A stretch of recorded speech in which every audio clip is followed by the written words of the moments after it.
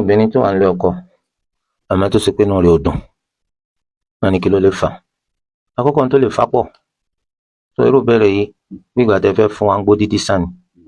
Lábẹ́ òfin ṣẹ̀ríà, wọ́n ní tí imam tó bá yẹ pé ń bọ̀ ọ wà nítòsí, àwa ò gbọ́dọ̀ gbé sọ̀láàtì mọ́ lọ́wọ́ ká gba ṣíṣe ìmáàmù mọ́ lọ́wọ́, torí tá a bá ṣe bẹ́ẹ̀ sọ̀láàtì wa tá a bá ṣe ò ní gbà. Àkọ́kọ́ àwọn obìnrin wọ́n lè fi lẹ̀kẹ̀ ṣọ̀ṣọ́, wọ́n lè fi lẹ̀kẹ̀ ṣọ̀ṣọ́, wọ́n lè fi jẹ́ ẹni tó ṣe wípé wọ́n fi gbé ara wọn lárugẹ.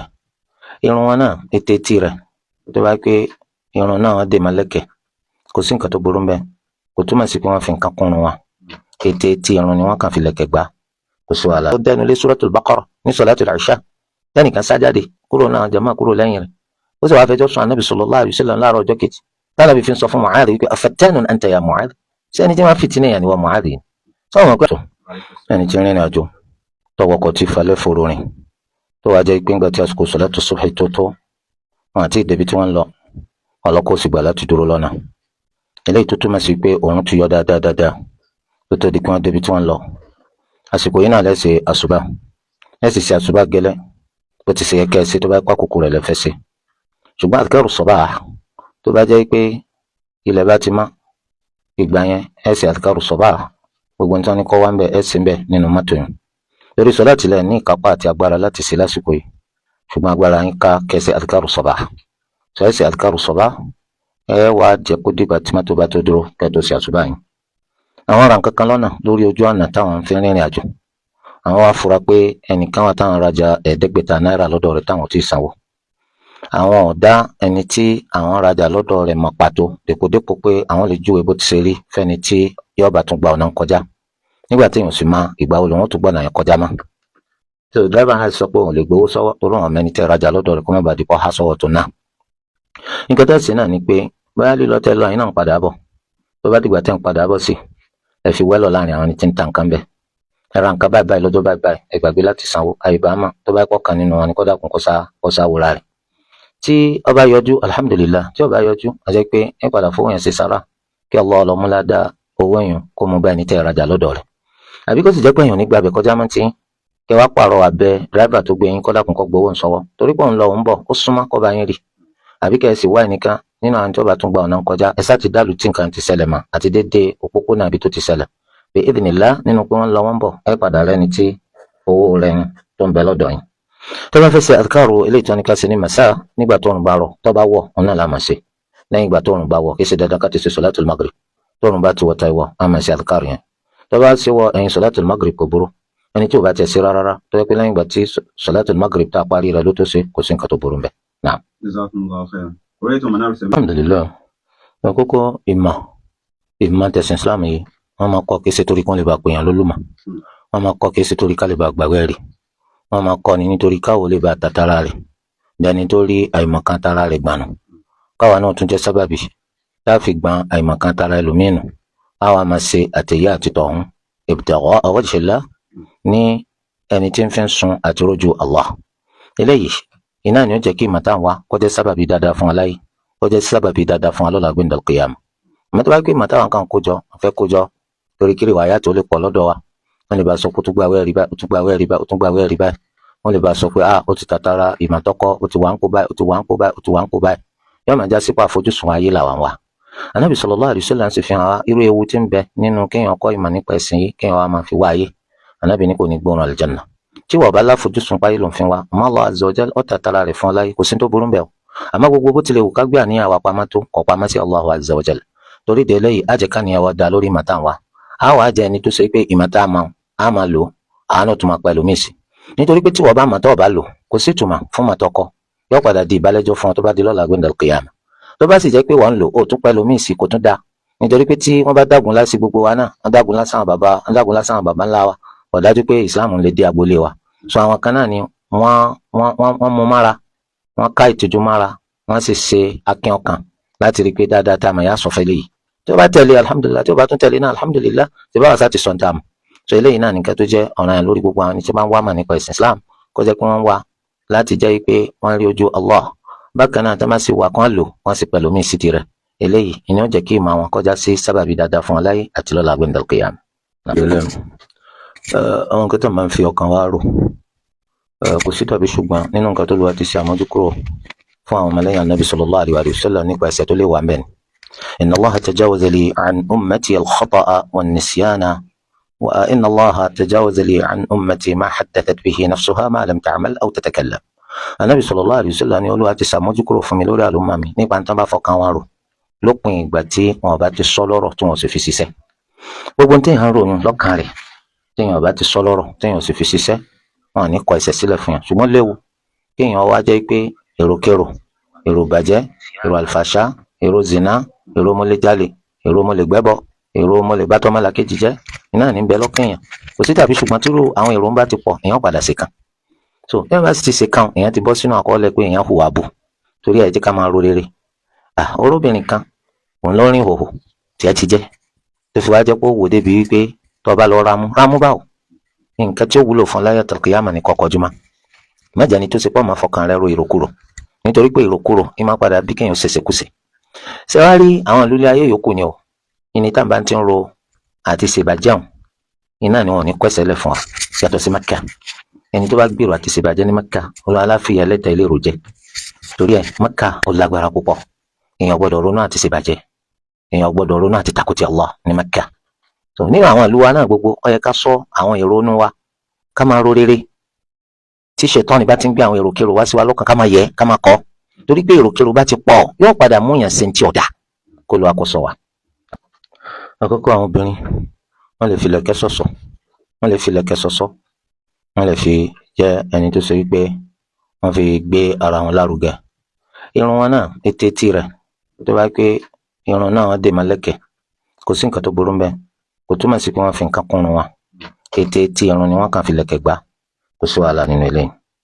ẹlẹ́yìn ti sọ̀rọ̀ níbi táwọn bàbá arúgbó kan wà, àwọn bàbá tí ò ní lè pẹ́ ní ìforíkalẹ̀. tí a wá lè ti torí eléyìí ká má máa ka as-salatul ibrahimiyya ní ìforíkalẹ̀ wa. tẹ́lẹ̀ náà ta ló ní ká máa ka as-salatul ibrahimiyya ní ìforíkalẹ̀ yìí? ibi tashahhud láti máa ka as-salatul ibrahimiyya, àmọ́ ní ìforíkalẹ̀ kò sẹ́ni tó ní ká ka as-salatul ibrahimiyya ní ìforíkalẹ̀ yìí. tẹ́lẹ̀ náà ṣe bí bàbá tẹ̀yìn rí ni ẹlòmínà ń bẹnu jama tó sì pẹ́ ríran rí nínú àwọn tó yẹ pé wọn lágbára láti dúró pẹ́ àbí láti rùkú pẹ́ àbí láti foríkalẹ̀ pẹ́ àbí láti jòkó pẹ́. ìdí nu tánàbí sallallahu alaihi wasallam sọ pé tẹ́nìkan nínú yín tó bá ṣe ìmáàmù fáwọn èèyàn falyukhaffif kó ṣe ní fúfúyẹ́. ìyẹn ni pé má jẹ́ kí ìdúró rẹ̀ pẹ́ jù, má jẹ́ kí rùkú rẹ̀ kó pẹ́ jù. tó bá nàró láti rùkú má pẹ́ lápẹ́ jù, tó bá tún foríkalẹ̀ má pẹ́ lápẹ́ jù. ìjókòó rẹ̀ náà má jẹ́ ó pẹ́ lápẹ́ jù torí pé àwọn èèyàn ń bẹ lẹ́yìn rẹ̀ tó ṣe pé wọ́n lẹ ẹni tó dàgbà, ẹni tó ní bùkátà. gbogbo àwọn wọ̀nyí báyìí wọ́n fẹ́ láti gbọ́ bùkátà wọn. ẹni tó dàgbà kò ní lè dúró pẹ́, ẹni tó lẹ kò ní lè dúró pẹ́. gbogbo wọn náà la sì fẹ́ kán sẹ́sì. ìmáàmù ọ̀gbọ́dọ̀ jẹ́ sábàbí táwọn yóò fi máa sá fún mọ́ṣáláṣí. torí ẹ̀ ní sàhábì kan ó fún wa rò nípa bó ti ṣe jẹ́ pé òun sọ fún Ànábì sallallahu alaihi wasallam pé òun ṣàdédé máa sá mọ́ṣáláṣí àfi nítorí lágbájá tí máa ṣe lè máàmù fáwọn tí máa mú sọ láti gùn jù. sàhábì wa ní Ànábì bínú tí ń rí kó bí irú rẹ̀ rí. àwọn àní báwo lẹ́yìn ó sì jẹ́ ẹni tí ń lé àwọn èèyàn jìnnà síbi àti sẹ̀sì. torí ẹ̀ nígbà tí Mu'adh ibn Jabal radiyallahu anhu tó náà ṣe lè máàmù fáwọn èèyàn tó dẹnu lé Suratul Baqarah ní salatul Isha tẹ́nìkan sájáde kúrò náà jàmáà kúrò lẹ́yìn rẹ̀ ó sì wá fẹjọ́ sùn Ànábì sallallahu alaihi wasallam láàárọ̀ ọjọ́ kejì tánàbí fi ń sọ fún Mu'adh wípé afattanun anta ya Mu'adh ṣé ẹni tí wọ́n fìtínà yàn ni wọ́n Mu'adh yìí sọ́wọ́n pé àwọn súra bíi wal-layli wà ńlẹ̀ wash-shams ó wà ńlẹ̀ wat-tin ó wà ńlẹ̀ eléyìí tó lè máa ké ní salatul Isha torí délé yìí báyìí àti bàbá tẹ furasí àtẹlómìnà gbogbo wọn ni wọ́n níwọ̀ lórí yín tẹ́ fi jẹ́ pé ẹ̀yin ò jẹ́ sábàbí tí wọ́n fi máa rí mọ́ṣáláṣí sá bíi ti ká máa ṣe sọ̀látù ní jàbùjàbù kọ́ tí ó wá jẹ́ pé agbègbòjú ọ̀nà máa sọ̀sẹ̀ tó fi wá jẹ́ pé Allahu Akbar Allahu Akbar assalamu alaikum èsè bíi ti bá yóò jẹ́ ìwọ̀ntúnwọ̀nsì. ara Nabi sallallahu alaihi wasallam náà láti ti kọ́ bí ó ti ṣe jẹ́ ìwọ̀ntúnwọ̀nsì. àwọn àlàyé bó la Nabi sallallahu alaihi wasallam ti ṣe máa ń pẹ́ ní ìdúró ní rúkú ní nínàró ní ìforíkalẹ̀ gbogbo ẹ̀ ń bẹ nínú àwọn tíra ẹ lọ wo tíra Zad al-Ma'ad ti al-Imam Ibn al-Qayyim rahimahullah wọ́n ṣàlàyé bó la Nabi ṣe máa ń pẹ́ sí láwọn àṣe àti sẹ́kọ̀ọ́ kan nínú sọ̀lá. Bàbárùkù òfin ṣẹ̀rí àdá lórí pé wọ́n sọ pé subhana rabbiyal azim, subhana rabbiyal azim torí ọ̀rọ̀ Olúwa Ẹlẹ́dàá tó ní fasabbih bismi rabbikal azim. Ànábì sọ fún àwọn sàhábà pé ij'aluhu fi ruku'ikum gbọ́dọ̀ yẹn ní rúkú ní kẹ́tì máa wí subhana rabbiyal azim, subhana rabbiyal azim eléyìí láàmà wí rúkú wa. ṣùgbọ́n ní foríkanlẹ̀ wa máa sọ pé subhana rabbiyal a'la, subhana rabbiyal a'la kò wá burú ní rúkú àti foríkanlẹ̀ ká máa fi wa bihamdihi sí ní ti rúkú subhana rabbiyal azim wa bihamdihi ní ti forí kalẹ̀ subhana rabbiyal a'la wa bihamdihi. Naam. Jazakumullahu khairan. Alhamdulillah. Àkọ́kọ́ àwọn sọ pé tí ẹnìkan bá jẹ́ pé kò mọ Fatiha ké tó wa a gbọ́dọ̀ tò lẹ́yìn rẹ̀. A tò lẹ́yìn rẹ̀ tó bá yẹ pé ó máa ké dáadáa ṣùgbọ́n kò kàn máa ké tó wa ni. Ó máa ké dáadáa kò máa ké tó wa. A tò lẹ́yìn rẹ̀ láti ṣe sọ́lá. Bẹ́ẹ̀ ni Islam ti ṣe wà. Nítorí pé tí Islam bá sọ pé gbogbo ẹnikẹ́ni tí wọ́n bá mọ Fatiha ké jùlọ ó gbọ́dọ̀ tò lẹ́yìn ẹ̀, ọ̀pọ̀lọpọ̀ ẹni tí ń tò lẹ́yìn àwọn lèmámù wọn kò ń bẹ̀. Torí pé àwọn ọmọ Al-Qur'ani ké ju lèmámù ga lọ. Ṣùgbọ́n gbà tá gbé kéwù lèmámù sórí àtẹ, a rí i pé òun náà ó wọlé nípa pé kò máa ṣàṣìṣe sí àwọn òfin tó de kíké Al-Qur'an nínú Fatiha rẹ̀. Bó tilẹ̀ jẹ́ pé ẹ̀yin máa ké jùlọ, kò sí nǹkan tó burú kẹ́ tò lẹ́yìn rẹ̀. Ni wọ́n ń pè ní báàbù jawazi imamati al-mafduli lil-fadil. Abala bí tá à ń ti ń ṣe àlàyé pé ẹni tí ò lọ́lá tó ní lè ṣe ìmáàmù fáwọn tá a lọ́lá jùlọ. Ọlá tán gbà lérò ń bí kìí ṣe pé pò àbí ọlá ilé ayé, ìyẹn ni pé nípa àmà òun ní ìsìnkú ọmọ Fatiha ké tó àmọ́ máa ké tàbá ní ká fún ní mark àríkè alhamdulillah. Ṣùgbọ́n tí wọ́n bá fẹ́ ké no, ìwọ ò ní gba good lásán, ìwọ gba very good àbí excellence. Eléyìí túmọ̀ sí wípé ọ̀tọ̀ kò tó lẹ́yìn rẹ̀ tó bá ti dẹ́kun ní bá ń ṣe lè máàmù. Àmọ́ tó bá ṣẹlẹ̀ pé ẹni tí ń ṣe lè máàmù nǹkan ọmọ Fatiha ké rárá, alálìkù àkétúnṣọ ni lè máàmù mọ́ṣáláṣí, bóyá nítorí pé lè máàmù ń bẹ níbi títí ń sálù àlà, àwọn kan gbé sọ láti má ìmáàmù lọ́wọ́ ni. Ìgbà tí ìmáàmù wá dé ọwá bá pé kàkùkà ní ń kà, kò sí nǹkan tó burú lábẹ́ òfin ṣẹ̀ríà kí ìmáàmù ó dá sí pé ibi tẹ́ ẹ bá déhùn tó, ibi tẹ́ ẹ bá déhùn ó tó. Wọ́n tún ikọ́ máa ṣe, ìmáàmù ó ṣẹ̀ṣẹ̀ wá ṣe sọ láti ní pẹrẹwu. Lábẹ́ òfin ṣẹ̀ríà wọ́n ní tí ìmáàmù tó bá yẹ pé ń bọ̀ ọ wà nítòsí, àwọ̀ ò gbọ́dọ̀ gbé sọ láti máa lọ́wọ́ ká gba ṣíṣe ìmáàmù máa lọ́wọ́, torí tá a bá ṣe bẹ́ẹ̀ sọ láti wá tá a bá ṣe ò ní gbà. Wọ́n pè ní al-iftiyatu ala al-imam, nígbà tí èèyàn fẹ́ gba ipò má lè máàmù lọ́wọ́ látàrí ọgbọ́n àríkèrèkè, ìjàmbá ni. Tẹ́ bá ṣe bẹ́ẹ̀ sọ láti yàn ní lálàáfíà. Ìmáàmù náà tó bá ti bá pé wọ́n ti ń ṣe, kò ní dáa kó dá wọn dúró, pàápàá jùlọ tó bá pẹ́ ni tó síwájú wọn náà máa Fatiha ké, kò sí wàhálà. Ẹ kàn ṣàlàyé fún wa lẹ́yìn tó bá parí sọ láti àyíbá àmọ́ nítorí ìjọ mi. Ṣùgbọ́n ṣẹlẹ̀ pé níta ṣe kọ̀kọ́kọ́ dá ẹni tí wọ́n ń síwájú kò tún mọ kí ó ké, kò sí nǹkan tó burú kó dá dúró níbi tí wọ́n bá dé lọ́nà tí wọ́n fi gba sọ láti àwọn jàmáà lẹ̀ tí ò ní jẹ́ àṣedànù. Ẹ wá ní èèyàn bá ìmáàmù lórí rákà ẹlẹ́kẹta. Ìmáàmù ó wá rò pé ti pé rákà ẹlẹ́kẹrin ní sọ̀látù dhuhr àbí sọ̀látù al-asr àbí sọ̀látù al-isha. Ìmáàmù bá sálámà. Ẹ̀yin gẹ́gẹ́ bí ẹni tó sì dé pẹ́, ẹ̀yin ò tí ì mọ̀ bóyá rákà kẹta ní àbẹ́ kẹrin. Ẹ̀yin bá dìde torí pé rákà ẹyọ̀kan lẹ bá ẹ fẹ́ pé sọ̀láàtì yín. Tó ń tẹ́nu ẹ̀ láwọn èèyàn ṣe subhanallah, lọ bá rí tí ìmáàmù àtàwọn jàmáà dìde. Èyí tó túmọ̀ sí pé rákà mẹ́ta wọn sí, ìmáàmù sí rákà kan kù. Nígbà tẹ́yìn ti síwájú wọn dìde láti pé sọ̀láàtì yín, kí ni kẹ́ ẹ ṣe nísì? Ẹ dá mímá bá sọ̀láàtì ń lọ lẹ́yìn nìkan dúró, ẹ tún darapọ̀ mọ́ ìmáàmù. Torí kó ti hàn pé sọ̀láàtì ìmáàmù tẹ́ tó lẹ́yìn rẹ̀ kò yìí tí pé ń bọ̀ wá láyé ti lè gba ẹ̀yin láti dìde pé ẹ fẹ́ pé sọ̀láàtì. Ńgbà tẹ́ bá jọ parí débi tí ìmáàmù parí sọ̀láàtì rẹ̀, ìgbà náà lẹ́yìn ó tó dìde. Tó bá ṣe pé ìmáàmù yẹn ó bá dàmọ̀ wípé ẹ̀yin sí sálámà ló yẹ kó wọn forí kalẹ̀. Nígbà tí ó bá ti sálámà, ẹ̀yin ó dìde láti mú ìtọ́sẹ́kù nù sọ̀láàtì tí yín wá, àwọn máa forí kalẹ̀ o. Nígbà tí wọ́n bá parí, tẹ́yìn bá parí sọ̀láàtì tí yín, ìgbà náà lẹ́yìn wá ṣẹ̀ṣẹ̀ forí kalẹ̀ lẹ́yìn sí sálámà. Torí irun tó ṣe lè máàmù ti ṣe ẹ̀yin náà, kó fẹ́ kó ṣe pé ẹ̀yin kọ́ lẹ ṣe ìgbàgbé yín nígbà tó ṣe pé ẹ ti bá tó rákà kan lẹ́yìn rẹ̀. Ala kulli hal, tí ẹni tó lọ sí ìrìn àjò tó lọ tó dé, pàápàá jùlọ irú ìrìn àjò hajj tó yẹ pé ìrìn àjò ńlá ni, ó ní í ṣe pẹ̀lú ọ̀kan nínú orígun ẹ̀sìn Islam. Tí a bá dijú lọ bá káyọ̀ mọ́ nílé rẹ̀ ọ̀dà, tá àyè bá sì há wa tó yẹ pé ọwọ́ wa dí àní lè lọ, tá a pè lórí ẹ̀rọ ìbánisọ̀rọ̀ pé káàbọ̀, Allah gbà lẹ́sìn o, yóò sì ṣe ní hajj alálùbáríkà o. Tọ́ òun náà kò sí tó burú bẹ́ẹ̀. Tó bá pẹ́ àyè bá gbà yín láti lọ ọ̀dà, tí wọ́n bá sì ráyè kàkà tí lọ kí ọ sì tún pè lórí ẹ̀rọ tí ó fi máa túmọ̀ sí ìlara ní inú ní bí níní kéta ní kí lẹ tún fẹ́ kó ṣe. Torí kí rúra ọmọ bá ṣẹlẹ̀ láàrin àwa àtàwọn ọmọ ìyá wa nínú ẹ̀sìn Islam, ní tó dáa jù náà ni pé ká lọ kí wọ́n lé, tá a bá lè lọ ká sì pè wọ́n. Àwa náà tí wọn wá lè wá kí wa, àmọ́ tí wọ́n pè wá, ẹ má jẹ́ àwé máa wọ̀ wípé àti lágbájá inú rẹ̀ ò dùn sáájì tí mo lọ, kódà kò lè fẹsẹ̀ lùsẹ̀ kó wá kí mi sílé, ọkàn pè mí lórí ẹ̀rọ ni. Ká dúpẹ́ fẹ́ni tó pè ní lórí ẹ̀rọ, èèyàn kúkú ni ò ní wá tí ó sì ní fi ẹ̀rọ ìbánisọ̀rọ̀ pè ní. Àní kó ló wa kó sá ti gbàṣẹ hajj tí yín kó má kọ́ ti sìn lọ́wọ́, kó sì má ṣe léwọ̀ ẹni tó ti lọ náà.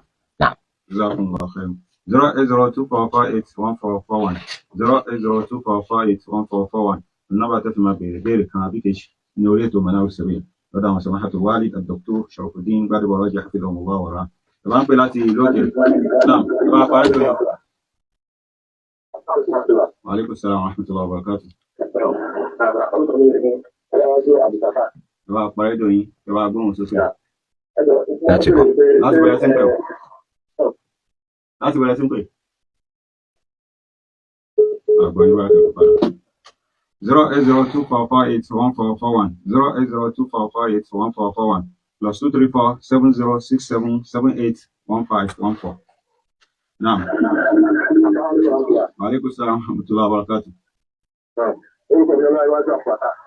láti bẹ̀rẹ̀ sí ń pè o. láti ẹ̀ṣọ́lẹ̀ gbogbo ọ̀dọ́. Ìbéèrè mi ni pé ọlọ́run wá ti dára fún yàn bẹ́ẹ̀ pé èèyàn wò pé àti mọ́tínà pé ó fẹ́ rí bákan ṣé máa ń tẹ̀lé àwọn àpàdé obìnrin tó yẹ pé wọ́n á wò pé ọlọ́run kẹ̀ pé táwọn pé bẹ́ẹ̀ kéèyàn lówó ó ní owó wọ́n á ní kó nílẹ̀ sí láti fẹ̀yàn èèyàn lágbára àti mọ́tínà ẹ̀dọ̀ ṣé ọlọ́run tó ti ti gbogbo ohun ọdún kàkà bí ẹ̀ lè ṣe. alhamdulilayi ní tí ó jẹ́ ọ̀ranyàn lórí mùsùlùmí òun náà ni pé ìyàwó kan ló fẹ́ fẹ́ ni tàbí ó fẹ́ fẹ́ lórí mẹ́rin òun náà ni kò ti di mẹ́rù pé wọn náà ló gbé gbogbo bùkátà obìnrin. ọ̀rọ̀ pé ó wù ọ́ láti ṣèyàwó kejì ṣùgbọ́n ò ní kápá owó eléyìí tó lè fi máa tọ́jú obìnrin méjì ó túmọ̀ sí pé wàá ṣe sùúrù gba kámú pẹ̀lẹ́ ọ̀kan tó ní. nítorí pé obìnrin tí òun sọ pé kò fẹ́ òun lọ́wọ́ máa gbé bùkátà kò sí tàbí ṣùgbọ́n títí jọ̀wọ́ tóbìnrin yẹn bá sì ń gbé bùkátà yóò padà ṣẹlẹ̀ wípé kọ́bọ̀ tó bá ná àti tọ́rọ́ ẹgbẹ̀lẹ́gbẹ̀ owó ni ó padà pé tó yóò sì máa jẹ́ sábàbí tí lẹ́yìn òfin máa dàrú gbogbo gbà. bákan náà ìwọ náà tó bá bọ́ máa ṣe kí ló mọ ránṣẹ́ palákàrà so ṣe sùúrù títí tásìrì rẹ̀ ó fi bò. ọkùnrin ò lè gbọ́ bùkátà lórí ìyàwó tí bá ń halẹ̀ nǹkan fásikò ṣòfò ni. irú wọn sọ́kọlé lẹ́yìn ń tọ́ dájú òun náà ní pé kò ní jẹ́ ẹni tó rí ipò ọkọ ṣe bó ti ṣe tó àti bó ti ṣe yẹ. ẹ bá ṣe sùúrù títí tásìrì yẹn ó fi bò kéèyàn kàn má lọ dàbí ọmọ ọ̀dọ̀ bí ọkọ. wọn náà ti dáhùn torí pé aṣọ pé ọmọbìnrin yìí ó ti ní nǹkan tí í máa wù ọkùnrin lára so torí ẹ̀yin sì fi ọ̀kadà tí ń gbóbìnrin so bó láti wá sọ fún pé kẹsìn tí ọ̀dà àwọn ò lè sọ fún kẹsìn tí ọ̀dà àwọn òbí rẹ̀ lẹ́sàlàyé fún má fi máṣíìnì rẹ̀ gbé ọmọ lọ́mọ torí gbogbo ọ̀ràn tẹ́rí tó tóbi tí wọ́n paná rẹ̀ tí ò kú láyọ̀ ibi ẹ̀ta náà ní ti bẹ̀rẹ̀ aburú ṣẹlẹ̀ táburú bá sì ṣẹlẹ̀ tán agbára ò ní ká mọ́ tẹ́lẹ̀ ìjẹ́ bó ti ṣe jẹ́. gẹ́sẹ̀ tí a bá ti parí sọ̀látùl Maghrib ọ̀nà ni sọ̀látùl Ìṣá ìwọlé àfi tó bá gbà ẹ̀yin lọ́dọ̀ yẹn máa lọ sọ̀látùl Maghrib lára yóò fi jẹ́ pé òdiwọ̀n dábì ṣe rákà mẹ́ta ní máa ṣẹ́kù lásìkò rẹ̀ ó fi jáde kẹ́ tó ṣe ṣùgbọ́n fi ṣẹ̀ríà ní pé àlàfo ńlá ó ń bẹ láàrin àkókò Maghrib sí sọ̀látùl Ìṣá àwọn pápá tí máa ń hàn lójú sámà ó dìgbà tó bá tó parí kásìkò sọ̀látùl Ìṣá ò tó wọlé ètò túmọ̀ sí pé láwùjọ tí wọ́n ń bí tá bá parí sọ̀látùl Maghrib ànírín tó kéré sí wákàtí kan kó tó di pé sọ̀látùl Ìṣá ìwọlé òfin ṣẹ̀ríà sọ pé àkókò sọ̀láàtì kan kì í lọ àfi kí sọ̀láàtì mi ò wọlé kò túmọ̀ sí wípé tẹ bá ti parí eléyìí tá ìparí eléyìí tó ń wọlé nísìnyí gbà tá bá ṣe àṣùbà àkókò àṣùbà sì ń bẹ títí tí ó fi di pọ̀rùn yọ tọ́rùn bá ti yọ àkókò àṣùbà ti lọ ṣùgbọ́n gbà tá àkókò àṣùbà lọ àkókò sọ̀láàtì dhuhr ti wọlé yàtọ̀ sí dhuhr àti asr àti maghrib àti ìṣà àwọn sọ̀láàtì mẹ́rẹ̀ẹ̀rin òfin yẹn ó ṣe dọ́gba lórí ẹ̀ wípé àkókò sọ̀láàtì kan kì í lọ àfi kí ti sọ̀láàtì mi ò wọlé ṣùgbọ́n kì í lọ pẹ̀lú bó ṣe fẹ̀ tó ni wọ́n ń sọ èsì pé tá a bá ti parí sọ̀láàtì kan òmíì ti wọlé rárá.